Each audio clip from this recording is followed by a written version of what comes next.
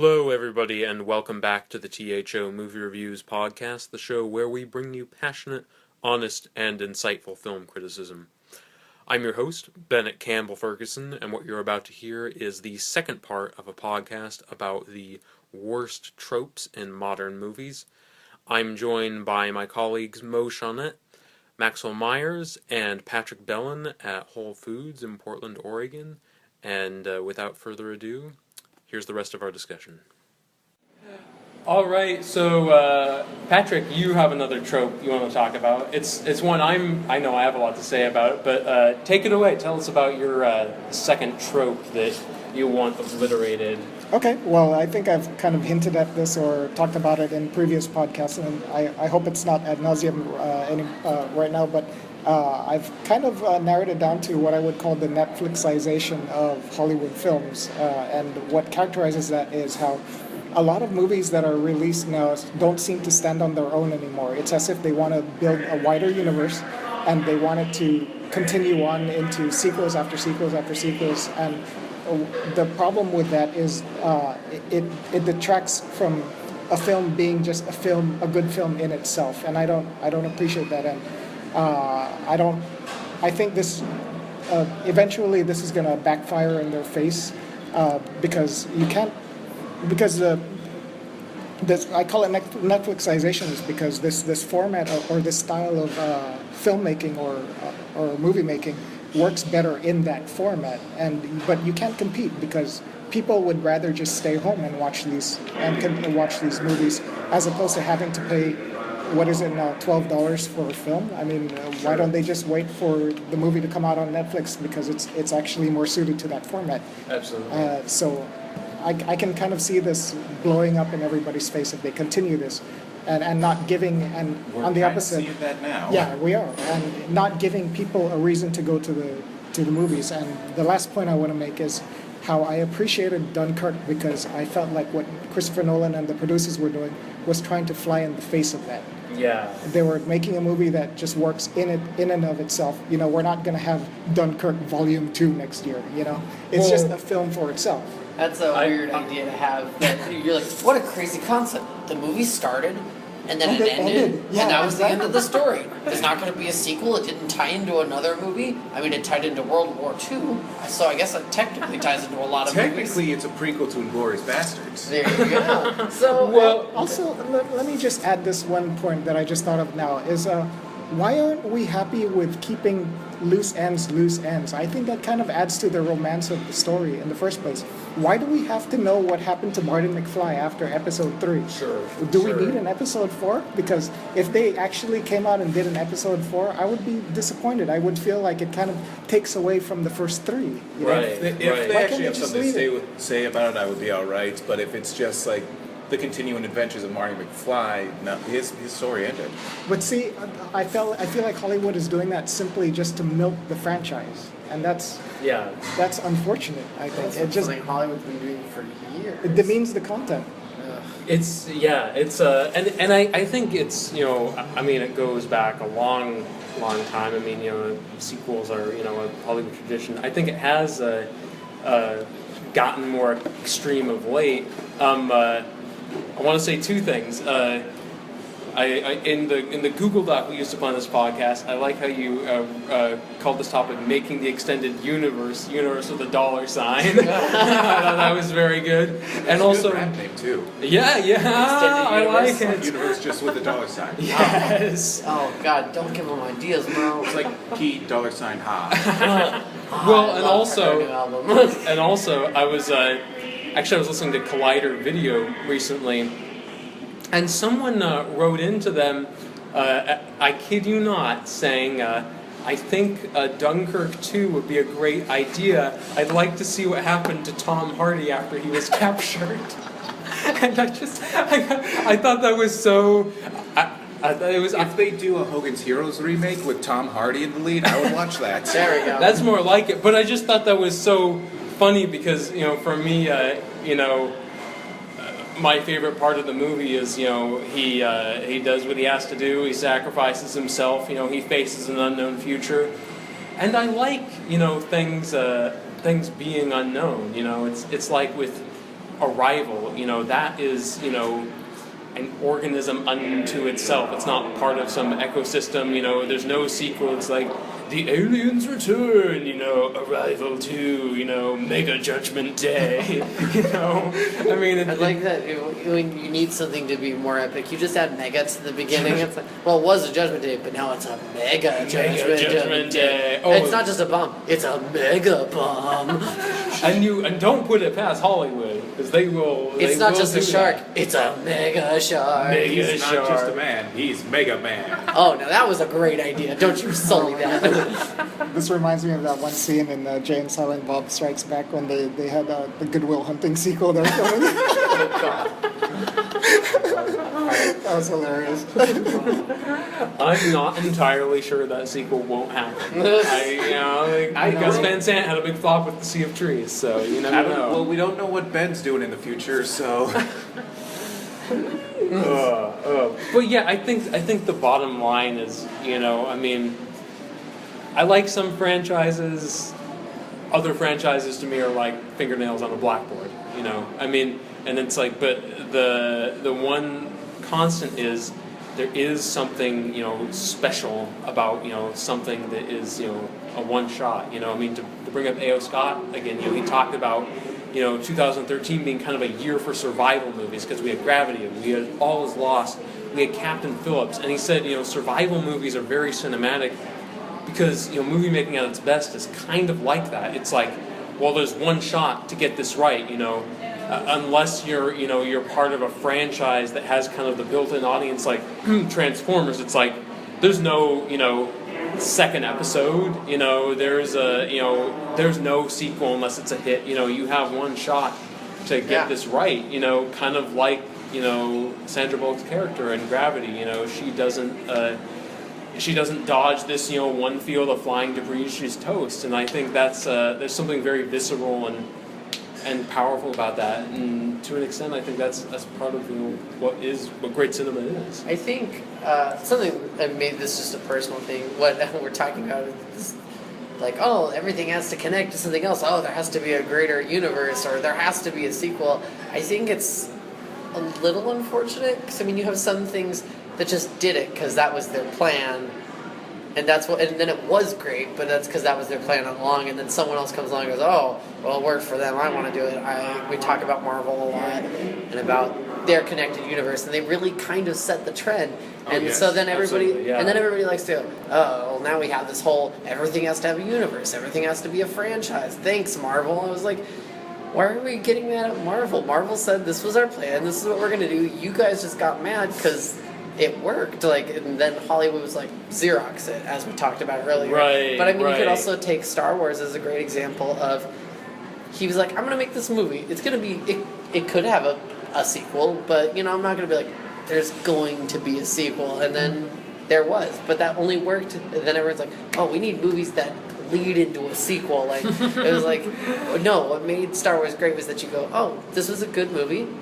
I would like to see more. And then he's like, well, funny you mentioned that, because I have some ideas. Like, that's how it should work, and then everyone backlashed on that. So maybe it's just personally, I'd love to do some things, then everyone starts doing it, and then everyone's like, well, this is a problem. It's like, it wasn't a problem until everyone started doing it. Until you started screwing it up. Sure. Yeah, exactly. Sure. It's like, it's not fair. That it's like, we shouldn't get mad at Marvel for creating a connected universe. What we should be mad at is people going, I want a connected universe, but let's make it just happen as fast as possible and make it work. Like, I agree with the vast majority of what you just said. I'm a little more cynical about the Marvel example, because I feel like creating a long-term plan, it does kind of handicap filmmakers to a degree, because I think, like, I remember there was this plan for the Dark Knight trilogy. The original plan is second film, Batman enlists Commissioner Gordon and Harvey Dent to take down the Joker. Third film, the Joker goes on trial and he disfigures Harvey Dent in the process. Well, they realized that plan was stupid, and that got thrown out the window, and they finished off the Harvey Dent thing in one movie.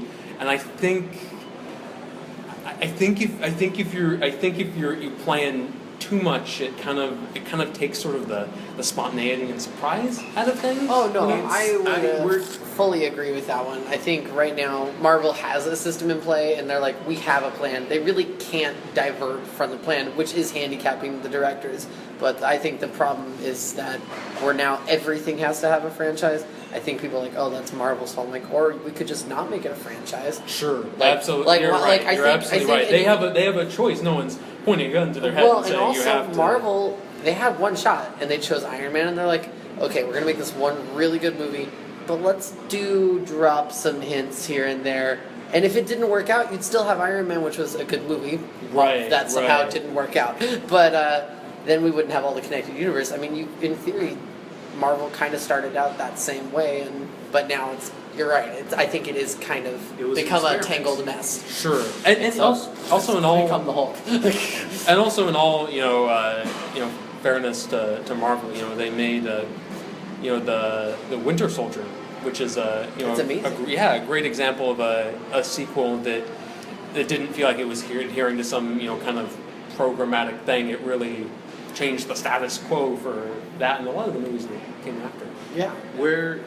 It's interesting to me that we're starting to see the breakdown of these franchises, like, very immediately. I know we keep picking on the DCEU, so I'm going to give them a break. I'm going to point to some others. Like, even Marvel is kind of tripping over themselves with the Defenders and with their Netflix series, because they've gone about this with a very much a look before you leap kind of attitude. Like, we're going to stick this landing, and then we're going to do this, and do that, and do this. And with the Defenders, by God did they try. But it's like, we're going to take the most boring parts of Daredevil, and we're going to throw in the least liked character and make him the center of the story. And then we're going to take the most liked characters and just kind of have them floating around the margins. And then we're going to make that into a show. And I liked Defenders, but it doesn't work all the way through. And we see stuff like that. We see stuff like that with Dark Universe and The Mummy. And it's like, oh, we're going to let Alex Kurtzman steer the ship. And don't even get me started on that whole Dark Universe thing. that puts the dollar sign in universe as well. I mean, it's easy to, like, hindsight is 20/20. It's easy to step back and look and see, oh, you made a movie built around stars, not about story. Like, yeah. But so yeah, it's interesting to me. It is interesting that digital distribution has changed the way fundamentally that we take in entertainment, and on some level I do appreciate that, but there's dangers with it, and we are seeing the pratfalls and the pitfalls of it. So I think a couple of points that I want to make is I think it's interesting that you make those points because you work at a theater and you can see the attendance numbers right in front of you. Right. So I pay attention to what you're saying and what Max was saying earlier. Even though I'm mostly talking about what we're seeing now, I think a lot of this franchise building can actually go back to the original Star Wars trilogy. Yeah, where, definitely. Oh, for sure. Yeah. If anything, that was probably the original franchise of modern Hollywood. Yep. It's the catalyst for all of this. I mean, like, George Lucas had no idea if he was going to make any more, and that wasn't in his plans. He just wanted to make this outer space opera serial thing. And then they kind of coaxed him into doing Empire Strikes Back, which was a major success, which catapulted them into Return of the Jedi. And this idea of releasing films in trilogy form probably goes back to the original Star Wars trilogy. Notice how people are always going with trilogies? It's kind of weird. But the funny thing is, middle and an end. Yeah, it's generally that, because I think the formula is based mostly on the fact that they'd make one movie that would go, oh, that movie did good. It could have been a self-contained story. You could look at The Pirates as a really great example. That first movie really could have been a one-off, and it would have been great, and you could have been done with that. And then they're like, well, dollar signs in my eyes tell me we should make another movie. And they're like, okay, but it's like, well, what do we do? One other self-contained story and then come back and do it again? That seems to get exhausting. I know. So no one gets, bored. How about we just make one long story, break it up into 2 movies? So that way when you finish number 2, you have to come back for number 3. And I think that's Also, quadrilogy is not as much fun to say as trilogy. No, quadrilogy. I mean, It's a mouthful. As multiple fans of the Alien franchise will tell you, You're just tripping over consonants. the funny thing is, I think trilogies in retrospect, it seems kind of restrained compared to what we see now. Like, you're only doing 3. Yeah, there's no spin-off. There's no prequel. What is this? And like, I don't know when You're not going to break up the third movie into 2 parts to tell the whole story. Yes, With massive air quotes. Cough, Hunger Games, Twilight, Harry Potter, Hobbit. Oh wait, that was Harry 3, Potter but- actually earned it. Not the I other. was- I still Harry would have. Potter was good. I still would have rather have seen like just one 3.5-hour movie. I mean, it's, Probably, yeah. yeah, That's true. I would have given. Just make the whole third act the Battle of Hogwarts. yeah. I think every studio executive in Hollywood, and I'm not saying this tongue in cheek, I think they should be listening right now. But if history has proven listen to anything, it's us, that they 4 film students from Portland who have never been part of the Hollywood studios. hey, we are the audience. We're the people who pay to see what We they are the don't audience, allow. they are the author. They outrank us. Yeah, we Well, we it's not- outrank them because they're answerable to us because they're making stuff to please us. So I did resent that. There's only 3 film students here. I never went to school for movies. So, less credit to us. Well, on a serious note, I would say that our outsider status is actually a strength in our criticisms because we're seeing things outside of the bubble. I agree. Anyways, that's all I wanted to say about that. I think that's a perfect note to end this part on. Yeah, Max, you have another trope, I believe, to talk about. I'm here to talk to you about a sexy trope. Ooh, It's called- I didn't know this was gonna get. Hold on to your R-rated. socks, kids. We're here to talk about Born Sexy Yesterday. Is it just me, or does that sound like a title for a movie? Funny you mentioned that, Ben. The Born Sexy Yesterday is actually derived from the movie Born Yesterday, an old movie from the 30s, which takes the, classless woman who's but beautiful and somehow tied to a man with power, hires someone to classify her. And all of a sudden she becomes a lot more beautiful. But she's naive and dumb, and so of course she does the things that you wouldn't expect. She's dumb, but she's sexy, so therefore she's useful. I think a really good, Christmas Jones. I think the best example, and as much as I hate to say it because we just had a big podcast about this, is The Fifth Element. I love Lilu, and Mila Jovovich plays that role really well, and she learned a fake language for it and gave me one of my favorite lines in modern movie history, which is, what does ectogamete mean? Never without my permission. That seems right. When she pulls a gun to his head for kissing her while she's sleeping, which is actually a fairly revolutionary idea, but we lose a lot of other steam because Lilu plays an alien, an ancient alien who is born perfect. She is the perfect being. She is beautiful. She is everything. But she doesn't understand how the world works until she meets a military general / cab driver played by Bruce Willis. I mean, sure, he's got... So working class and wholesome. Exactly. And you could also use Daryl Hannah in Splash as a great example. Oh, sure. There's probably 500,000 anime about robot maids. Chi from Chobits is one of the best examples. Yeah. And we also have Korra from Tron Legacy. We have Amy Adams' character from Enchanted. This is actually a subject brought up by another editor. If you look up Born Sexy Yesterday, there's a 15-minute long video about this. But there's probably a TV Tropes page about it. There is a TV, and that's the other one where they reference the video originally was TV Tropes, and they bring up this great point. And it's one of those things, once you see it, you can't unsee it. But I think it also ties into another problem with the movie industry, which is we need more strong female characters. So sometimes what we do is, and Lilu's a great example of this, is that we take a character who's a woman who is physically strong and can fight. We now have a strong female character. We're like, no, you heard strong female character and you thought woman with muscles. What we mean is a realistic female character. Well, is maybe we want strong female characters. Is it like, I mean, I've said that time and time again, because that's the nomenclature, but I wonder if it's like what we mean really is just that we want, interesting. Interesting. female characters, like, who are multifaceted. As interesting as anyone. Robert think- De Niro or Michael Fassbender would play. Exactly. Well, and the problem is we get these women. They do things that they're like they lean on their naivety of undressing in front of people because they don't know any better. They're a princess. So why would you look at them like that? Like, I'm from Disneyland, and I mean a land created by Disney, not the theme park. Yeah, I think what we really need is just well-rounded characters with depth. What I think is a little more interesting, as a better example, is you have the Mad Max Fury Road, the wives of what's the evil guy's name? Amor and Joe. Amor and Joe.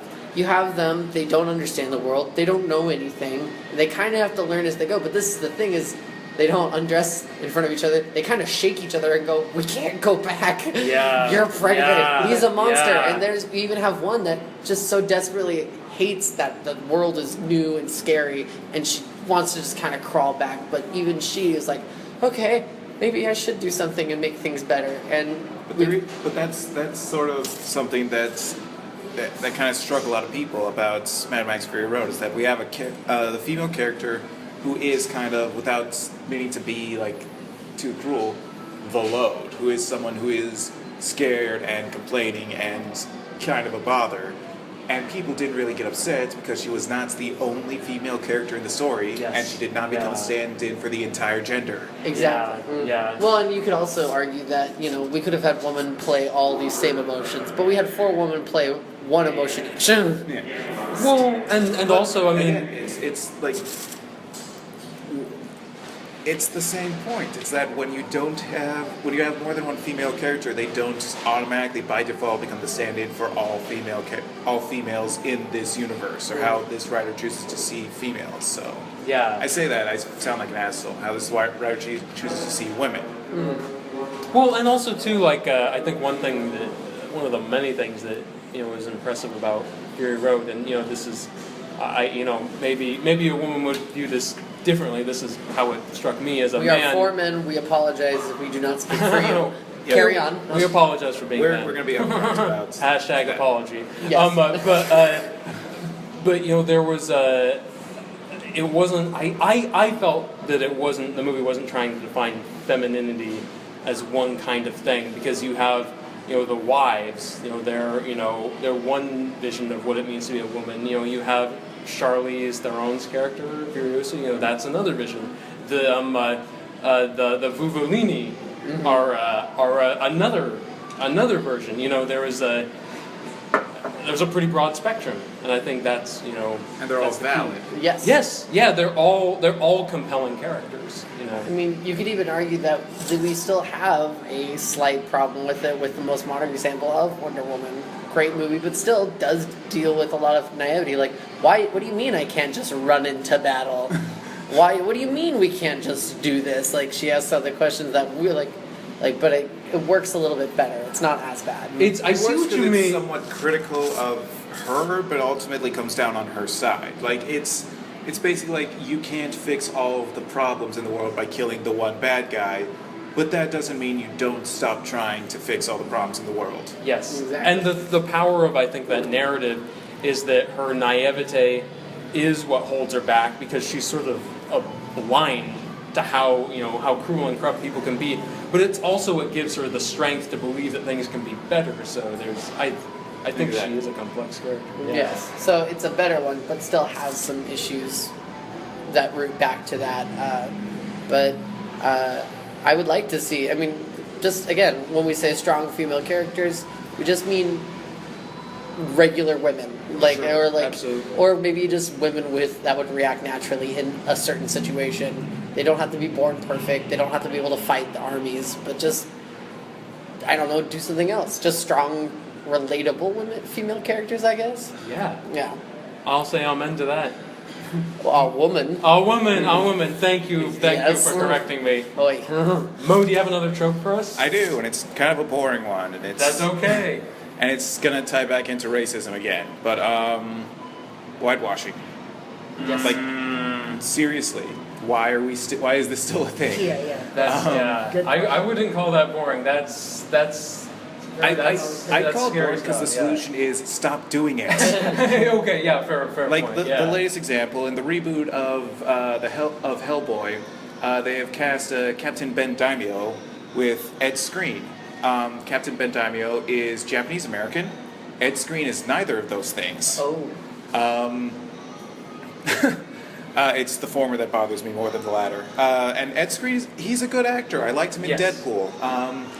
But this seems like why wouldn't you just give this role to a Japanese actor? Yeah. Like the argument that keeps coming back for me, you keep reading, is like, oh, you need to sell the movie, you need a big star, and we can't afford a big star, so we're just going to cast an affordable white guy. An affordable white guy who did something successful recently. Yeah. Like we could say he was in that one movie that was good. But it's like, do you know how you get stars? You make them. Like, you put someone unknown in a big role and then throw down the world. And it's risky, sure, but you see that risk being taken with some white kid all the time. Yeah. And you don't see it hardly as much with people of color. Like, the recent example, Billy Lynn's Long Halftime Walk. I didn't see that movie, and so I don't really have any problem with it, but it just irked me to see the trailer where it was like, and introducing whoever the kid was as Billy Lynn. It's like, so you're gonna take a leap on this nobody in this movie, but the notion of casting an Asian actor to play Captain Ben Daimyo is too out of the realm of possibility. Yeah. Well, and the thing is, people say, oh, you need a star, but I think I would argue those same people who say that, also talk about how the star system is dead and how the only thing that matters now is story. And look, look at, to bring up Dunkirk again, in the lead roles, that movie has no stars, none. No one. Tom Hardy. Tom Hardy is billed last. And he's who's heard of Finn Whitehead? It's who's heard of Mark Rylance? All the old people and us who watch the Academy Awards. Yeah, that's right. I did not know who he was before he won the Oscar. I will admit to that. I'll admit it fully. So here's the hard truth. If you can sell Finn Whitehead as the star of a World War II movie about an event that a lot of Americans, frankly, didn't even know about until they saw Dunkirk, I think compared to that, it would have been a cakewalk to sell Rinko Kikuchi as the star of the Ghost in the Shell remake. Oh, sure. And so my God, all that would have been amazing. Yes, and all this. She does not do enough. Yeah, all this Does whitewashing. not do enough American stuff that we That's see. true. I'm sure she's still getting work in Japan. Oh, yeah, she gets a lot of work. I always look at her like, is she in anything? Nothing here. But all this whitewashing, I think as the stuff we talked about just shows, it's just a combination of bigotry and laziness. Yes. It's that simple. I think it's a lot of fear. I think you go. I was going to say, I think this trope to me is more than a trope. It's just another manifestation of the wider social ill of just discrimination and prejudice in society. How people of color are being pushed out of the city center, being gentrified out of cities. People of color are just being gentrified out of movies now. Like, why couldn't they have an Asian actor play the lead role in the Ghost in the Shell? That sort of thing. Yeah. It's just another manifestation of that, and it's just really sad. I think you compare it with, it's obviously low-key racism, but it's also fear. Everyone keeps talking about, the movie industry, is it dying? Is it alive? I think it's funny we keep talking about it as some kind of organism, but it all comes back down to dollars, and it all just comes fear of, what if people don't want to see it? It's like, we want to see it. Yeah, but how do we know they want to see it? Like, we have a whole crowd of people out here saying they want this movie, and they're like, yeah, but what if they don't go and see it? Like it always comes back to, what if they don't? It's like really, but it's true. I recently was in Canada, and I was talking to someone. He wanted to take business classes, and he actually came to America to learn business school. He was a native Canadian, and he goes, I wanted to learn American business. I was like, it's very different. He goes, American business does this wonderful thing where they just like to take gambles on things. Like, Canadians like to think about an idea, propose the idea, talk about the idea, and then we're going to get several hundred committees investigating the idea before we talk about what kind of budget we'll have for such an idea. Because you Americans will just jump in and go, I'm going to do it. I think it's going to be good. And then it either is or it isn't. And I think it's funny. He goes, you guys have a high risk, high yield business strategy, and it's funny that it's basically the American way. The fact that someone from Canada can go, I want that style, to learn that style of business over this style of business, and yet the movie industry can't seem to grasp that. Yeah. Even any high risk always comes with some air of familiarity. It goes back to that idea that Hollywood is always trying to predict what people want. People saw the last Transformers. That's what that means. People want another. Hollywood has no idea what people want, and it's so unpredictable. Yeah, they never have, because look, it doesn't matter how much research you do, it doesn't matter how many times you test a movie, you never know until it comes out and you see how people react to it. I'll give you a name of a movie that screen tested pretty well. John Carter. I'll give you the name of two movies that screen tested really badly: Gravity and Mad Max Fury Road. So it's like, why not just take a chance? There's nothing to gain but money. Honestly, it makes more money when you take the right chances. I'm very curious to see. I know a lot of stars are starting their own production companies, so they can take bigger risks. I want to know. Comparatively, say how Warner Brothers would approach a movie to, say, the studio that Reese Witherspoon has created that is mostly focusing on producing female-led projects. They had a really great success with the TV show that they did. They also produced Big Little Lies. They produced the movie with Reese Witherspoon that got her Oscar nomination for her and Laura Dern, Wild. They also produced another movie, Gone Girl. That she wanted the role originally, but they gave it to Rosamund Pike. Yeah. Rosamund Pike. And so I want to know if these smaller companies that are taking that initiative to showcase, maybe people of color or gender or sexual orientation, how often do you think they go, I don't know. What about that? Do you think we should cast a nobody? I just would be curious to look at how Warner Brothers deals with a movie pitch as opposed to one of these other ones. I wonder if they take almost the same kind of cautious ones as well. Judging by the kind of disturbing stuff that came out of the Sony half, the things that Scott Rudin and Amy Pascal were emailing together. They said. Yeah, I would imagine that the conversations behind the scenes are pretty dispiriting. I don't like to say that, but I imagine it's true. Well, swinging back to this issue of whitewashing, just to give another spin on it. Maybe this is a little too flippant and harsh, but I kind of find an analog with how there's cultural appropriation in the restaurant industry. How Chipotle is kind of like Mexican food for white people that don't want to venture out to 122nd and actually eat at a Mexican restaurant. Hey, so is that a Chipotle from our window? Yes, it is. It is. So this cameo brought to you by Chipotle. Oh, yes. Where the latest Ghost in the Shell is for people that don't want to actually watch the original anime. Yeah. No, it's true. And I imagine you could look at any, art form, and find that, and obviously food is, a big one. There's one more thing I want to mention before we move on, and that's there's another trend that happens far less frequently, and that's, for lack of a better term, color washing, but that's casting historically white characters with people of color in the lead. And we see that with these are not good examples of movies, but we see that with The Dark Tower, and we see that with Phantom Force Stick. Oh yeah. And there's the double standard of it. Why is it okay to cast a black person as a white character, but not a white person as a black character? It's a double standard.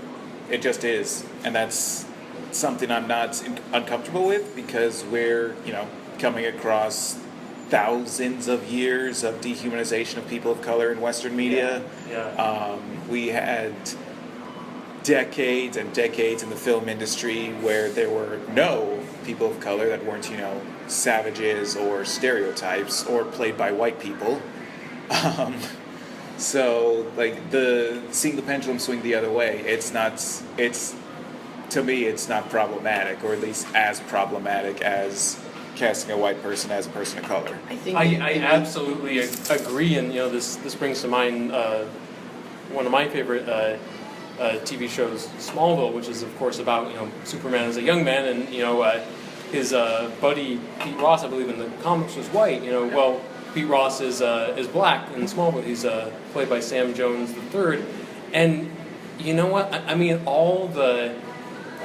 Honestly, making Sam Jones, making a Pete Ross black, that's the least they could do. That's not even like that.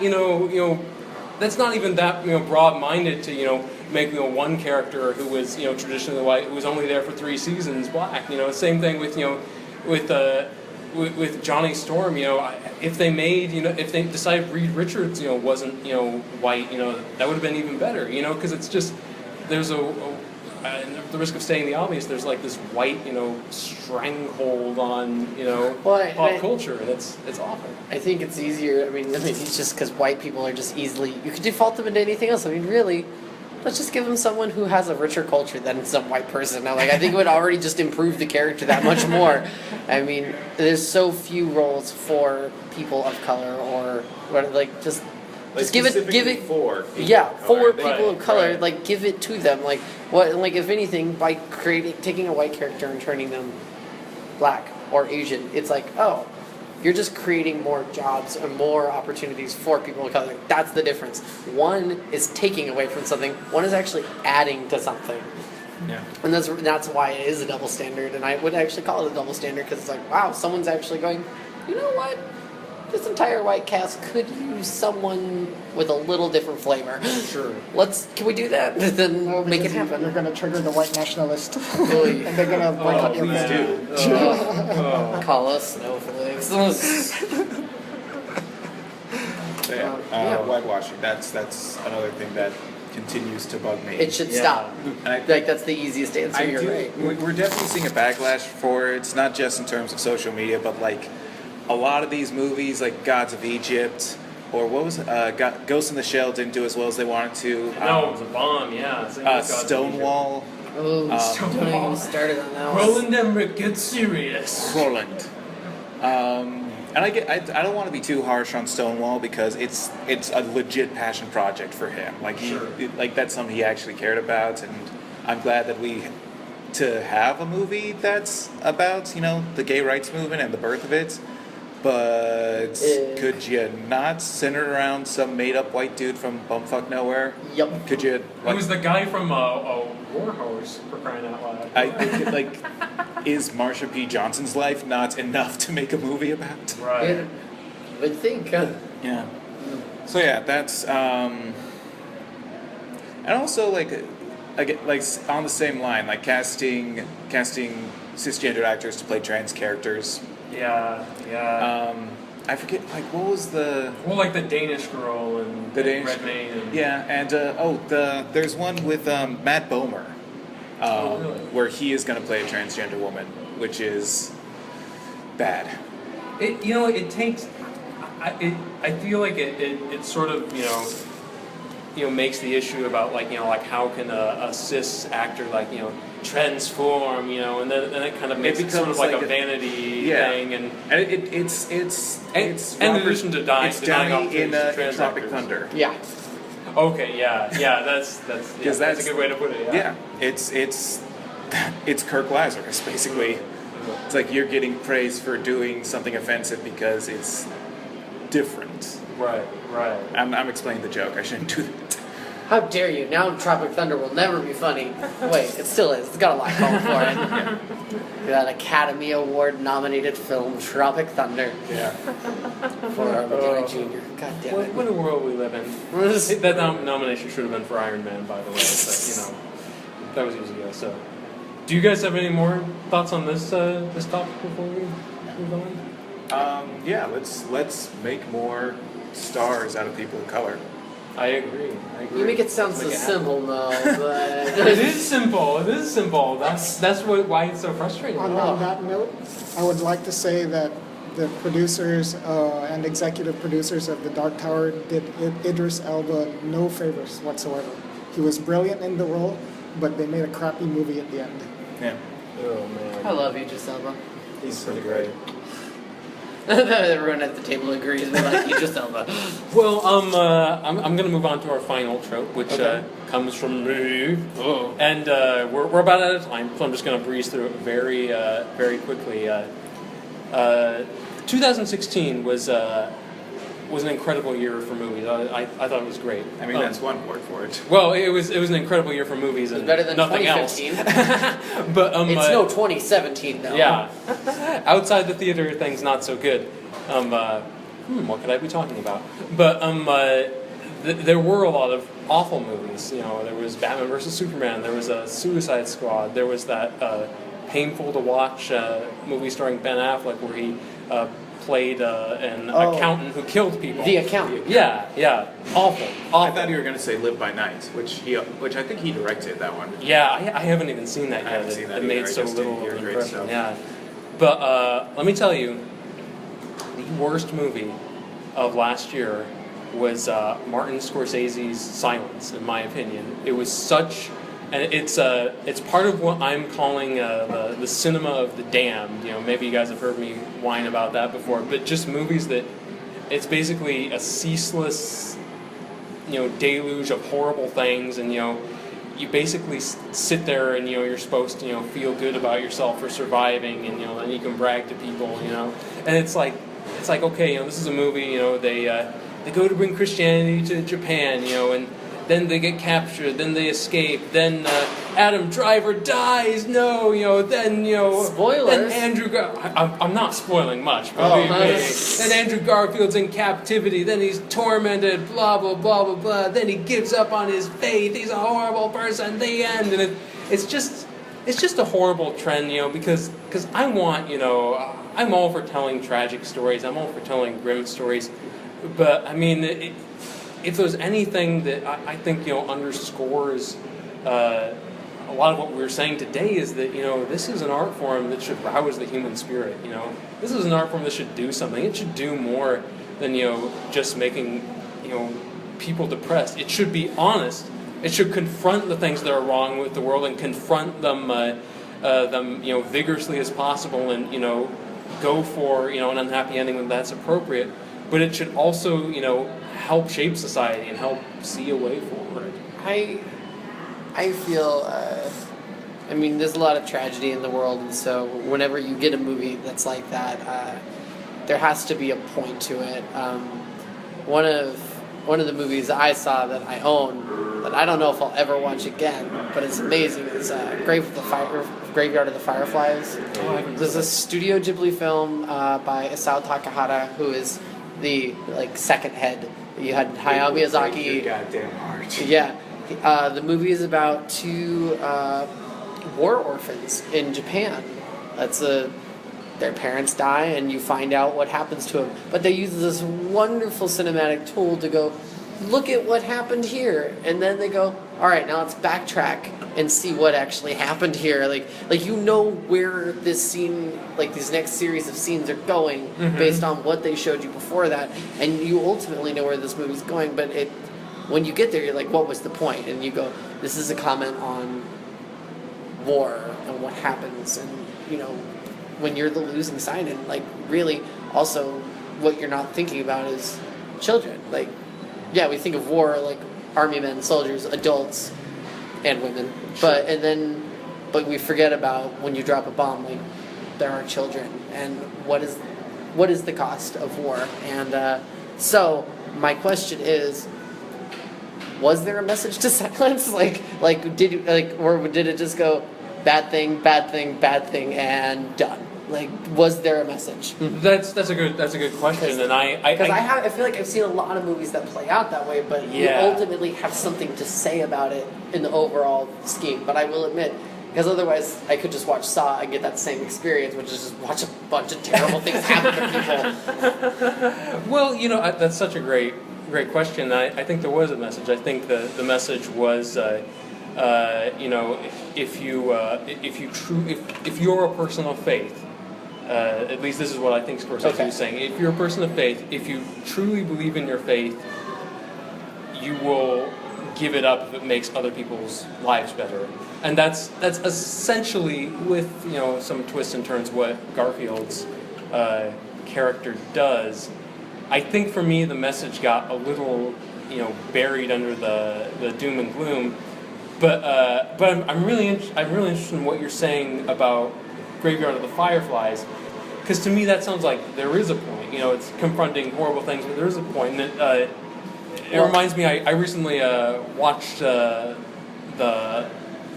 Thin Red Line for the first time, and I felt like I was practically like in mourning when that film was over. But there was a point, because it's it's showing these harrowing, just horrifying combat scenes.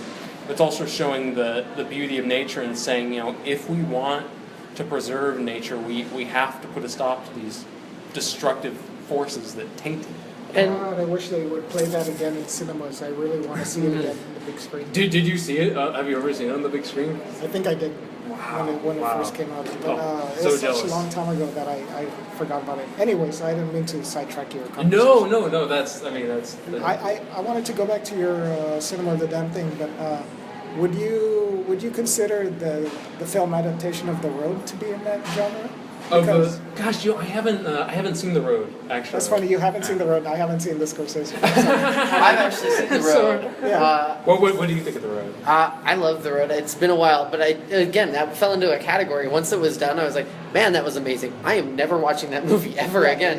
And I'm trying to remember what the point of that one was. I think it's ultimately It ended on a very somber note, but I think the note that what I got from that was that ultimately the thing that was keeping them alive was also the thing stopping them from living. Like, it's what actually, like, they're like, we don't want to become the monsters, we got to keep ourselves away from, like, the ravages of the world, we're going to do all these things to survive, but by doing that, you're not going to ever fix a problem, you're just going to always be an island of a man.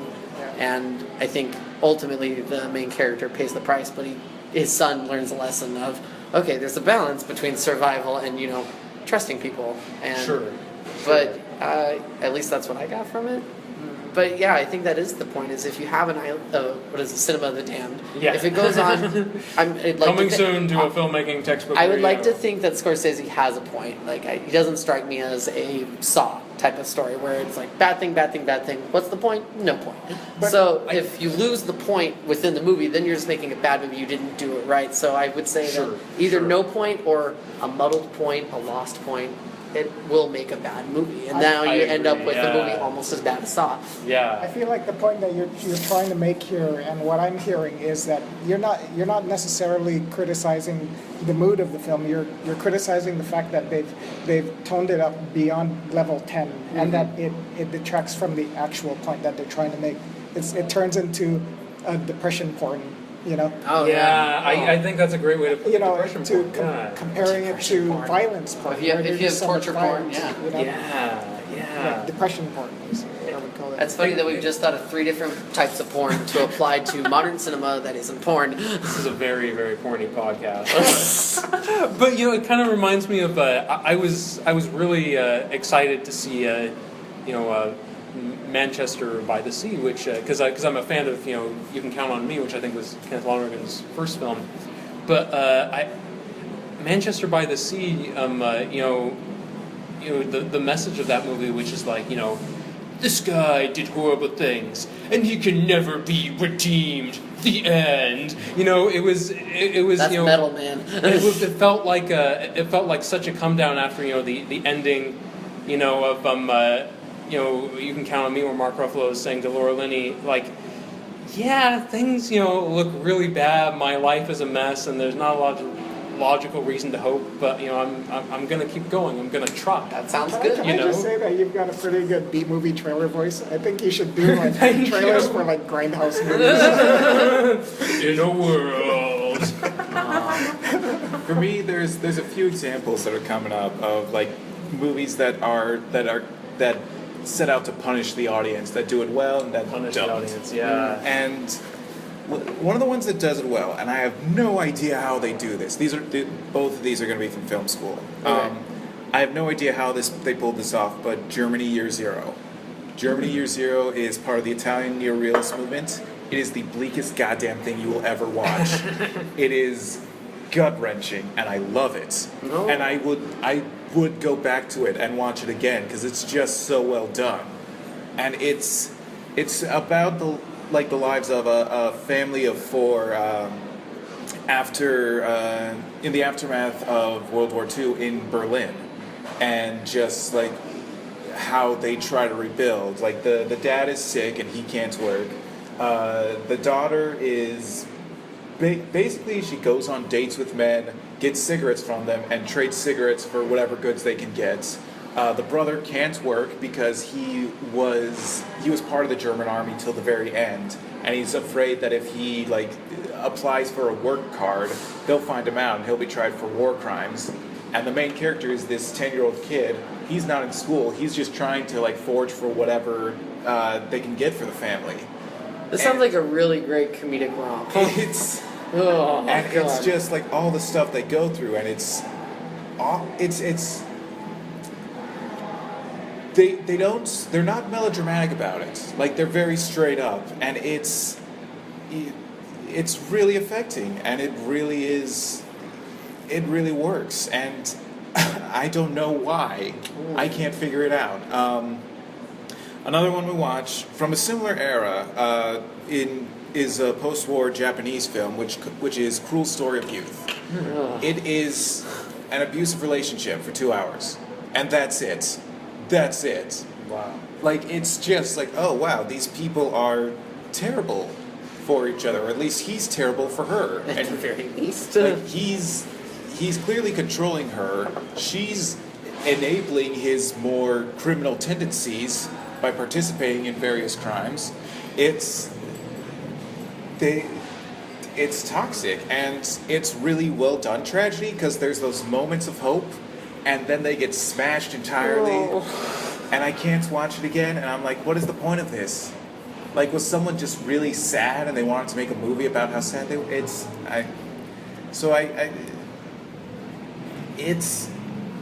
I get what you're saying, and I get stories like that, but if you can do tragedy right, if you can make it compelling, make people want to come back and go through that emotional roller coaster. I mean, Titanic is a tragedy, and people came back to see that over and over again. Yeah, it's Oh, true. absolutely. Yeah. A few people died in that movie. Yeah.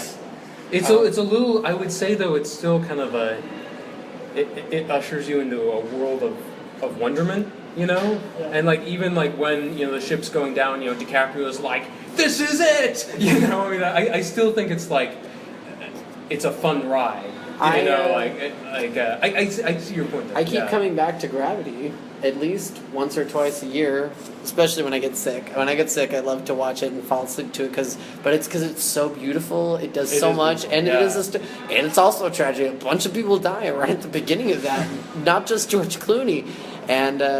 But and I will say, it's more, the message there is this, but it doesn't come down on you as hard. So, you're right. Sometimes it's just how it's delivered. Yeah. But also sometimes there's other things there. Gravity is so stunning to look at. It's so good to listen to. The score is fantastic. And Sandra Bullock is a great performance, which is fun, which is great to watch. There's all these other elements. So even though it is a tragedy, it's not, you're going to come back and watch it again.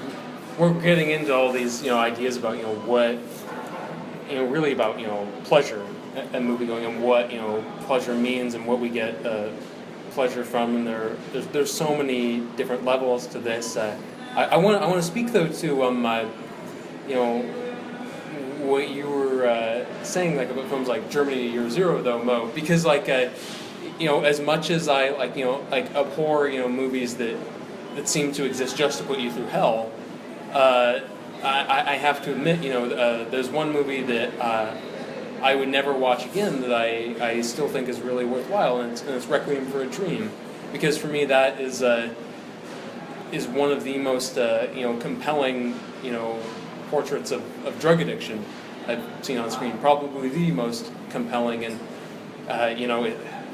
it's too horrific. I can't even think about it without feeling disturbed. But at the same time, well, I'm glad I took the journey at some point. So I abhor the cinema of the damned, but I'll concede maybe there's a place for it on occasion. As an alternate title, would you call it masochist cinema? I think that's pretty good. I mean,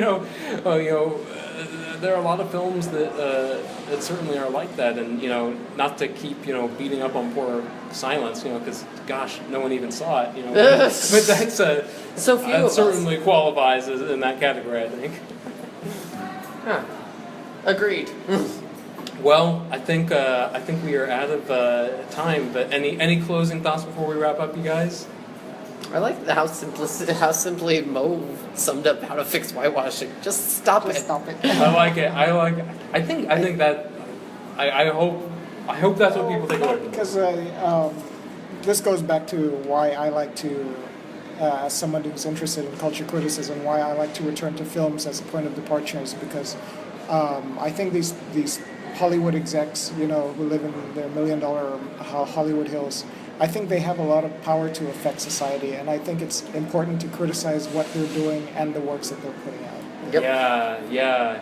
So and going back to what Mo said, just stop doing it. Yes. Stop it. Yeah. It's a two-step process. Step 1, fix. Step 2, it. Yeah. Put it all together, fix it. I mean, what is it? I love it. What will it take? Do we have to go and protest in somewhere and about this sort of issue? I don't know. I'd say we Vote just. with your dollar. Yeah. I was about to say that, but I worry I think that helps to a certain degree, but then again, it's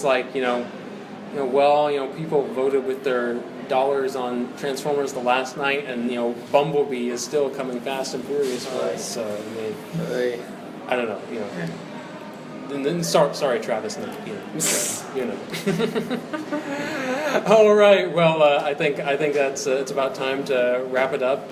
Thanks to all of you out there for listening. Please, if you like this podcast, and why wouldn't you, click thumbs up and subscribe to our YouTube channel. Don't forget to like T.H.O. Movie Reviews on Facebook and check out all the great content and movie reviews we have at thomoviereviews.wordpress.com. You did it. I did it. I We did know. the thing. What can you say? New superpower. Once again, I'm your host, Bennett Campbell Ferguson. I'm here with Maxwell Meyers. I'm here with Mo Shaunette. I'm here with Patrick Belin. And from all of us here at T.H.O., happy movie watching. Ciao. Bye.